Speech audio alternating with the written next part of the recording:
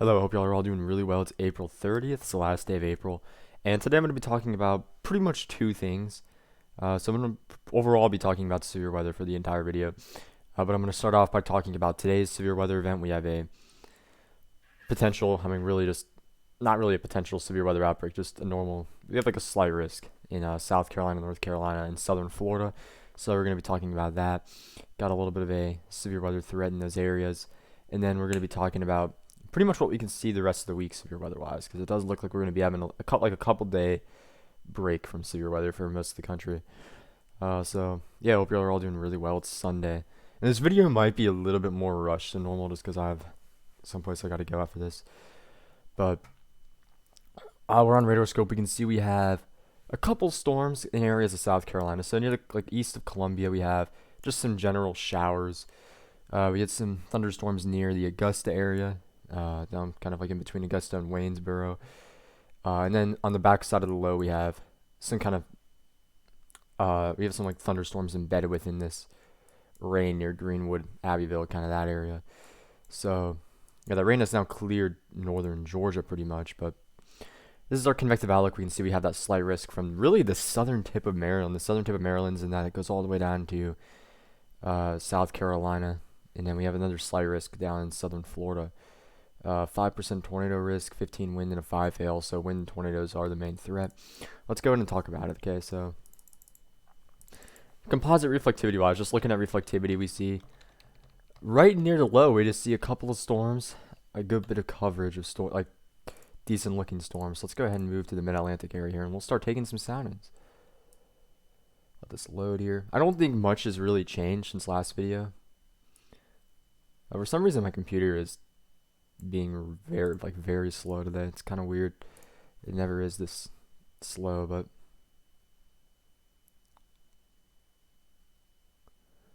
could just be my internet. I'm not sure.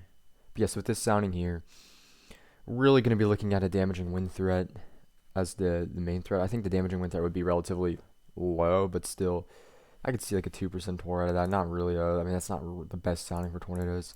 But where we get into that better tornado environments as we get into like eastern North Carolina down into like this area of South Carolina, that area there is going to be better. So this is looking at, I think, 3 p.m. Yeah, 3 p.m. Eastern time there. So yeah, we look at this. Sunny. I mean, generally, yeah, you're going to be looking at damaging winds and maybe an isolated tornado out of that. But overall, the tornado threat, in my opinion, doesn't look to be too great. I definitely think we're going to see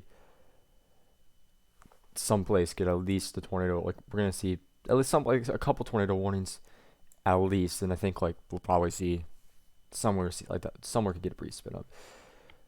But a couple areas that really interest me is just this area of North Carolina here. That area is very interesting. That area tends to kind of go under the radar with these types of events. But yeah, so I mean, generally the soundings aren't the best. It's kind of, but we can see why we have that. I really don't think our tornado threat's that good today. I think we're just going to be looking at a damaging wind threat mainly with any storms that we see. But wouldn't be surprised, like I said, if we see a spin up somewhere. That's pretty much all for like today's risk. I'm not going to talk about that too much. There's not too much to talk about. Real quick, we can look at southern Florida. I forgot to do that.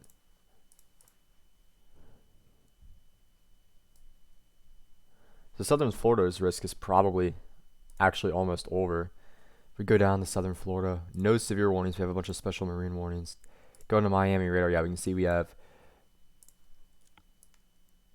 That's probably our front actually pushing through, and then we see some storms ahead of that, but those were sub-severe, like mainly with gusts in the like the 30 to 40 mile per hour range, with like some up near 45.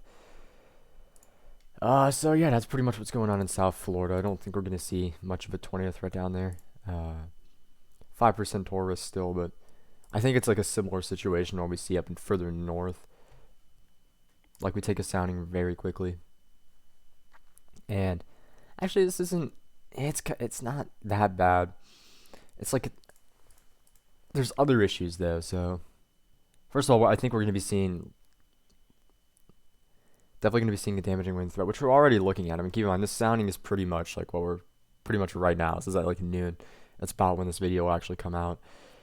But yeah, so we can see damaging wind threat, and I can see a little bit of a tornado threat as well with that. Now looking towards later this week. Okay, so this afternoon, this is what we're looking at. This is just 500 millibar winds. Got a big ridge in the west. Trough pushing into the east. Overall, not a good setup for severe weather. Wait, so we have this little wave that pushes in, starting really Wednesday and Thursday night. I think Wednesday and Thursday will be when we transition into seeing more like an active period for severe weather. I don't think the SPC is anything out. Let's see, this is Tuesday here. So Wednesday, Thursday, day 5. Let's see. Yeah, mid-level shortwave trough. Yeah, that's what we were just looking at. Yeah, they mentioned that like organized severe thunderstorm development does seem possible. But yeah, so we see that little shortwave get pushed into the southern plains there. I definitely think that's going to open us up to a severe weather threat Thursday. And then Friday, maybe again, but generally, like even towards next weekend and stuff, it looks pretty calm. I don't see like any big severe weather events coming anytime soon. Take a look at the southern plains here. Dew points. We're gonna see what we have going on Thursday. It's gonna okay. Yeah, it must be my internet because this is just really slow. That's weird because my internet's always so good. I never have any issues. Wait, at all. But okay, yeah. So this is dew points Thursday evening. Well into the 70s across eastern Texas, like areas of Louisiana, southeastern Oklahoma, and then even up into Kansas and stuff. We're looking at dews in the 60s. Go ahead and go over to the European, which I don't think we can look at dews on. Nope. So we gotta.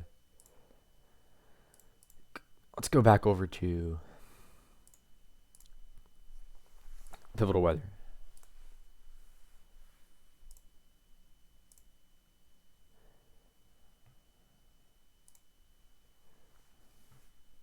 Okay. So dew points Thursday evening, pretty similar actually. Maybe looking at like a little bit of a more western setup, but dews in the 60s up into Kansas. Not. We do have some like weird pockets of mixing issues, I'm guessing, but also we don't have like dews, and we don't really see those 70-degree dew points move like getting up that far north into Texas there. So I mean, we'd be looking at mainly Kansas down into Texas. Doesn't look like we have like an organized storm system at all. No, we'd just be looking at kind of dry line storms, I'm guessing. But yeah, so I definitely think we'll be looking at a severe weather threat somewhere kind of in this region as we get towards Thursday. I'm gonna position that kind of like, it's kind of hard to draw this. I mean, I'm going to outline a pretty big area. I'm thinking we're going to be looking at that area there pretty much. Just like central Kansas down into Texas. This area here, this more southern region's kind of uncertain, and so is the more northern area here. But I definitely think like this area of Texas, areas of western Oklahoma, we could be looking at something Thursday. And that'll kind of begin everything Friday. We still have that area pretty open. Actually, a little further east, though. The European looks really good further east. We take a look at like 500 millibar winds and stuff, just upper levels. And we see, yeah, we could be seeing like some type of like severe storms. But it's definitely a weird setup. But I think Friday we could be looking at something. But I think really just for like Thursday, Friday, and Saturday, we could be looking at like smaller events across generally like the southern plains and areas of the deep south. Not really the southeast. I'm more focusing on like Mississippi, Louisiana, southern Arkansas, that area. We take a look at Saturday real quick. Yeah, very similar. It's just Saturday does kind of catch my eye. Let's take a look at 500 millibar winds. So yeah, we have kind of this like